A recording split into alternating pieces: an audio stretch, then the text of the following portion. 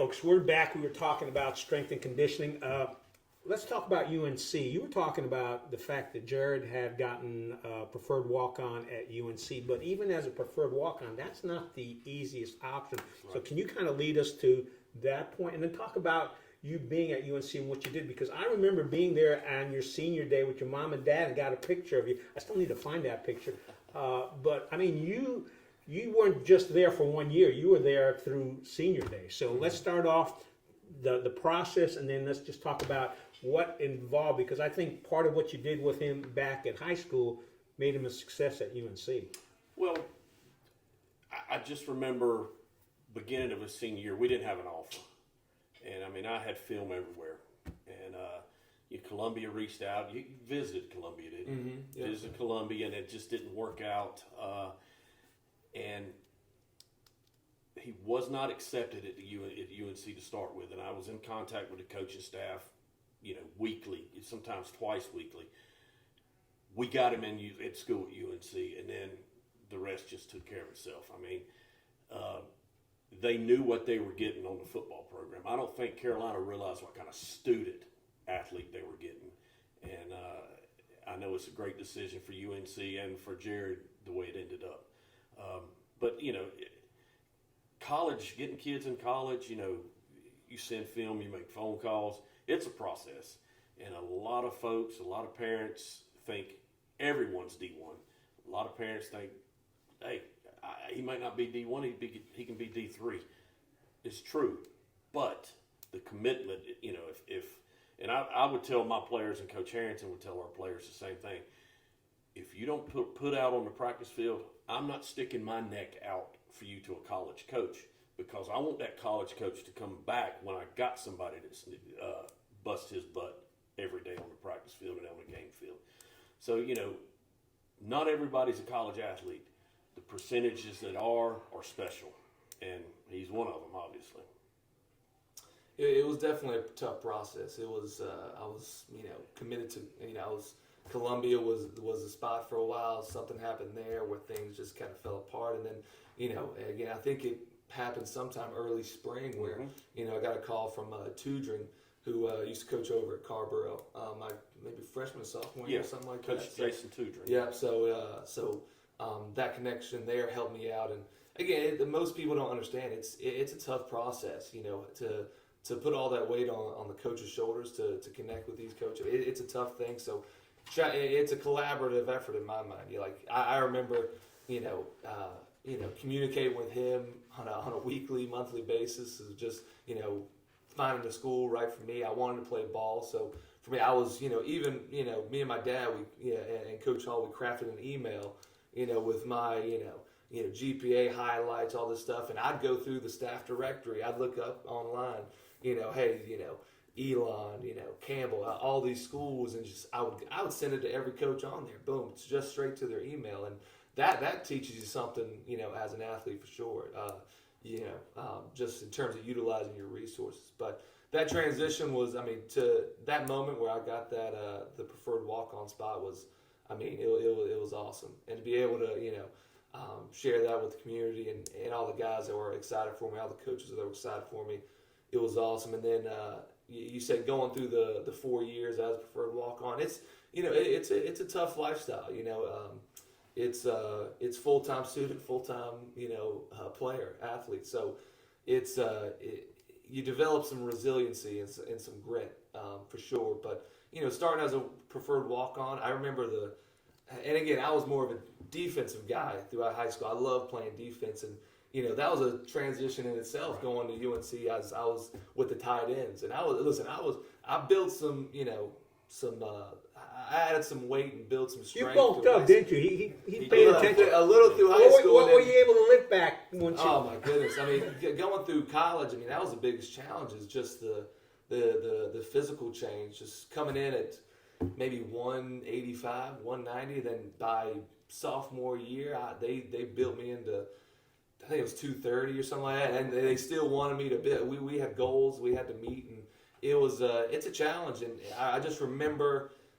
freshman year, and it was a game against Georgia Tech and their offense, and again, I was an offensive player, but it was our defense, and it was like a 4th down and 1, and the bells were ringing, and it's the crowd's going crazy, and I'm just in that. I'm right here looking down the line of scrimmage, and I'm just like, man, this is awesome. I mean, I was like, and I said to myself, like, I want to play with these guys. I know I can play with these guys, and it was, I mean, through some injuries, and again, it's a long road, but I built some credibility and was able to get on the field on special teams my senior year and start for a majority of the games. So that in itself is a big success, big accomplishment for me.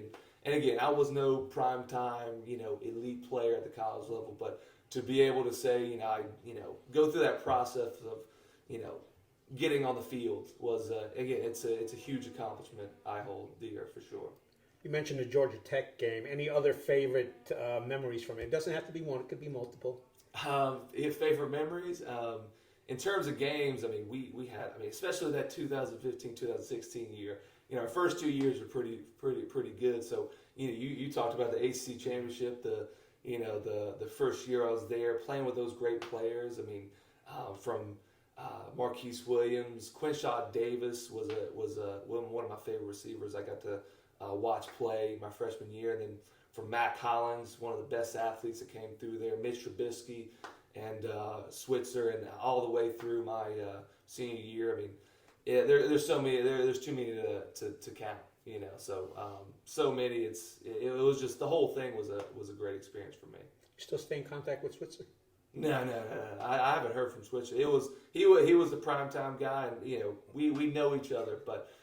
In terms of staying in contact, I stay in contact with a large amount of guys, but definitely we have a walk on you kind of group chat, walk on you group chat. So those guys that I was in that fight with, and in the same situation as, and even my tight end group with I just told you Jake Vargas went to his graduation. He got his MBA at the Keenan Flagler Business School. So.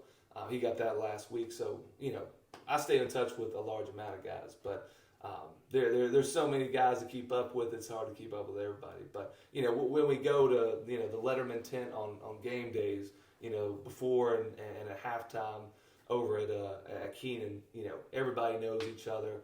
Past players to new players. It's a great community over there at UNC as well. So the stories about it being a family are true, because there are some people that there's nothing like a Carolina family, but you're saying yes, it is true. Oh, absolutely. I mean, my favorite, and talk about this AD role. One of my favorite memories is, or one thing I like to as you mentioned, it's a family.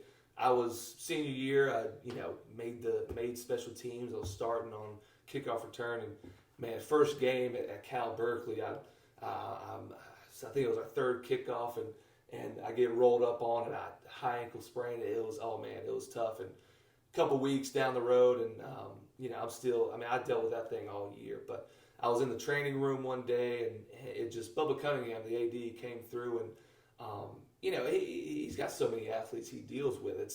How do you know? And especially know a walk on. And I've interacted with him during my time there already, but. He comes by. He said, "Hey, Jared, what's up?" I said, "Hey, how you doing, Mr. Cunningham?" And he said, "Hey, how's the ankle?" I didn't have anything on or anything.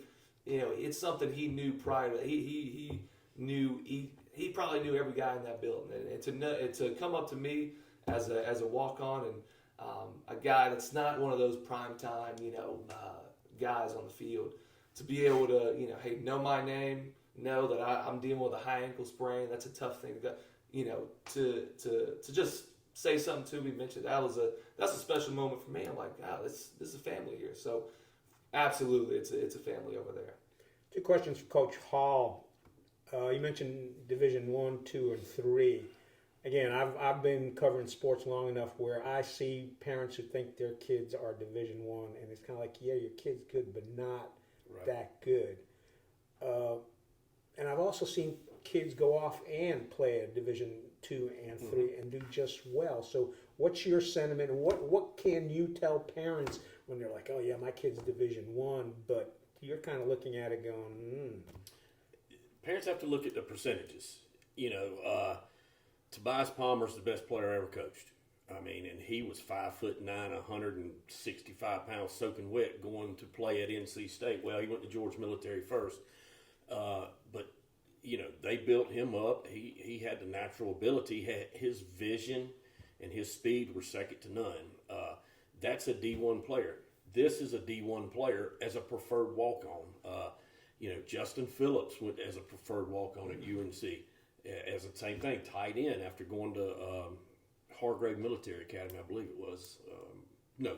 Fork Union Military Academy for 1 year. Those are D1 athletes.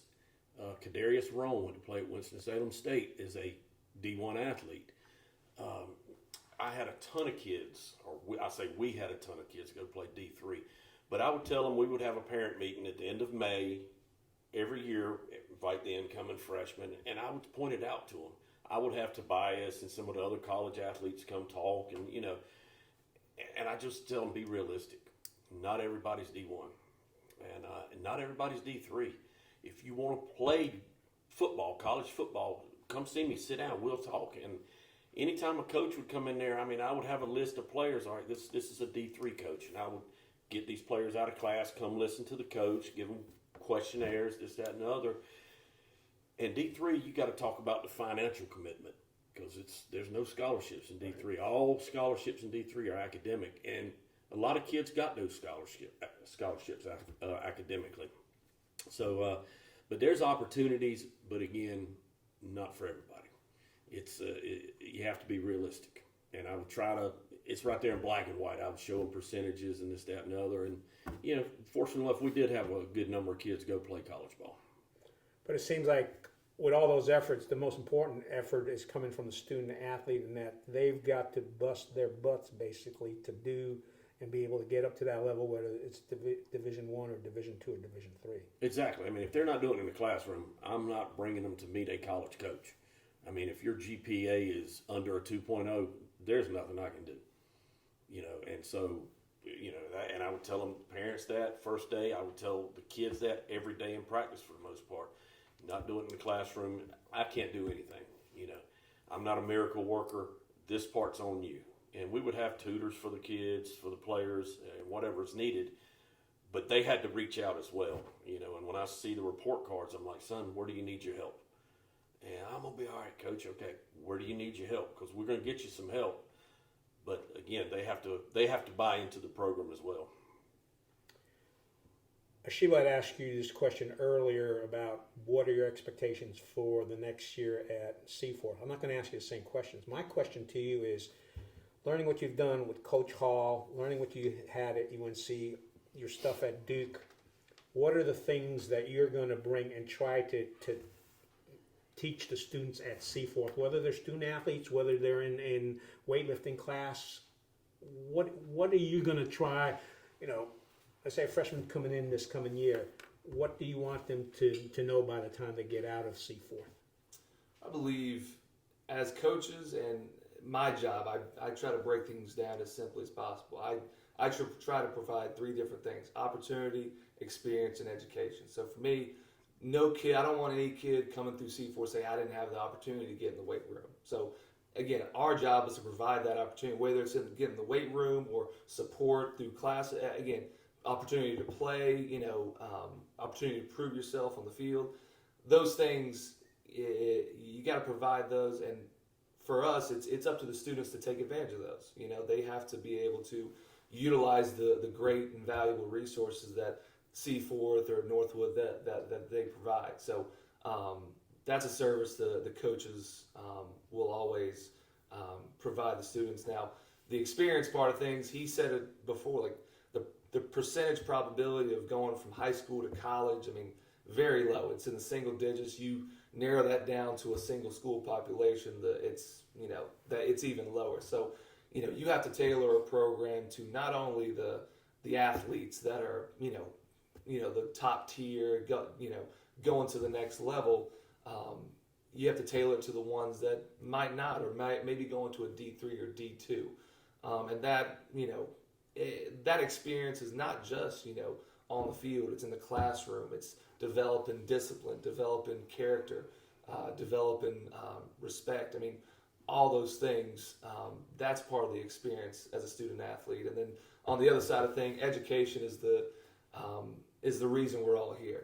That's the biggest thing. So I want kids to come through and not only know what go through the classrooms and find success there, but I want them to be go through their time as a football player, basketball player, tennis player, whatever it is. I want them to know what they're doing and know why they're doing it. And again, through those three processes, the development of these kids, success will follow. So it's all about the development of the kids, and if we do those three things as coaches, as an athletic department, I feel like again that success will follow. And yeah. Coach Hall, have you met Jared's wife and his grandma? I have not. You haven't? I have not. All right, well, that's going to I get into the personal question. The other thing is Sheila's probably going to have some additional questions that I'm going to want to toss at you as well. You mentioned you met your wife. What's your wife's name? Renee Moshos. Or Renee Worley now. Holy moly. Golly. You got married in June. Come on, buddy. No. All right, here's another tough question for you. She will ask you what your favorite movie was. What's your wife's favorite movie? Oh, boy. She's got a couple. I'll say, Just Go With It, the Adam Sandler movie. Okay. Yeah, that's an easy one. Don't. Yeah. All right, Mr. Ward. Just let me know if he got that right, because if he hasn't, you're gonna have to take her out to dinner or something. Tell us about how you met, if you don't mind. Yeah. So she swam at UNC, and we met my junior year, I believe, or end of my junior year, kind of started my senior year. So we just met on Franklin Street one night, and then Was it Halloween? Yeah, it was more in the summertime Okay. at some point, but in April at some point. But we actually it was a football party. Beefcake Heaven was the name of our party. So my guys set me up, and then we just started talking. Wait. Your guy set you up? Oh, yeah, well, they listen. It was a football party. They set everything. They did all the hard work. Oh, okay. So they provided the space, and They didn't set you up with your wife. No. Okay. Now, who noticed whom first? It was mutual. I'll say we met, and I knew of her. She knew of me, and but we never really interacted too much. And I knew one of her friends, and we just happened to pass by each other. She needed help getting something, and all of a sudden, and my wife walked by and I said, "Hey, where's she going?" She said she's doing this and that. She said she has some crush on this guy over here. I said, "Oh, Did she really?" yeah." When I said, "Well, I'm the one with the crush on her," I said something like that, and all of a sudden I go over here and I'm talking with somebody else. All of a sudden I get a boom, it's a punch in the shoulder. So I turn around, who just punched? It was her. Are you So serious? She just socked me in the shoulder, and she was mad I didn't come up to her sooner. So there's debate on who made the first move. I made it kind of that that back. I feel like it was me. She feel like it was her with the sucker punch in the shoulder. But so yeah, we just started talking about everything and anything, and then we had breakfast, lunch at Sutton's the next day. That's our spot, and then just went on from there. Now, you two met in college, right? Mm-hmm. Yes, sir. And it's been 20 years since you graduated? And what took you so long, buddy? Not that long. So I guess what was that year? It was 2018, and then we got engaged in December of 21, and then we just got married this last June. So I never knew how long the process it was from getting engaged to getting married and whatnot. So let me tell you, this past 3 or 4 years been busy, from engaged to married to now where we just bought a house down Man's Chapel to coming from Virginia to down here. It's a lot's going on. So You don't have to answer this question, but where did you ask her to marry you? Aspen, Colorado. Okay. Yeah, Aspen, Colorado. So she knew it was coming. I tried to hide it as best I could. She said, the night before, I guess I took her on it was during the wintertime, so there was a sleigh ride thing that it was kind of a mountain sleigh ride around a mountain type deal, and I guess I was a little nervous the night before, so I was on my phone in bed, kind of rewriting my speech, the script, and she was like, what's he doing, like on his phone? So she kind of got the feeling, but she wasn't sure. She'll tell you she thinks she knew for sure, but that is way too cute. Did Yeah. you ask your dad for permission? oh, of course, I went. And how did that go? He's a great guy. She's got a great family, and it was one day after I had to build up the courage, so I got a workout in, on the way back from the gym. On the way back from the gym, I knew he likes his iced coffee, large iced coffee from Dunkin'. So I called up, and her mom and dad were at the townhouse. They ended up selling their place in Gainesville, and they moved across the street from us. Plus, you got a brand new Dunkin' open up right across let me tell the you, road, that's man. dangerous for me. But I called him up and said, hey, you want a iced coffee or whatever? So I brought him iced coffee, and I pretended like there was something wrong with my car. I was like, hey, can you come? Because I wanted to get him alone, and I'd say, hey, can you come look at my? It's making this weird sound. And I let him get through it. I let him get in the car, and I let him, because I was still trying to build up the courage. And he was in the car. He was like, I don't hear nothing wrong. And then I was like, I let him get out, and I gave my little spiel. And then, we went up and told her mom and everything. And then they called her grandma, and she started crying. And so it turned out great. It turned out great. Did your grandma cry? My grandma, she's an emotional one. So How old is your grandma, by the way? my grandma's 80. Oh man, like 80. She was born in. Oh man, I know the month and the day, but the year. I No, don't it's know. okay. She probably doesn't want everybody to know how old she 80 is. something. I know that. So oh yeah, she was happy. I mean, the whole family was happy, thrilled. Well, I think that's the last of my questions.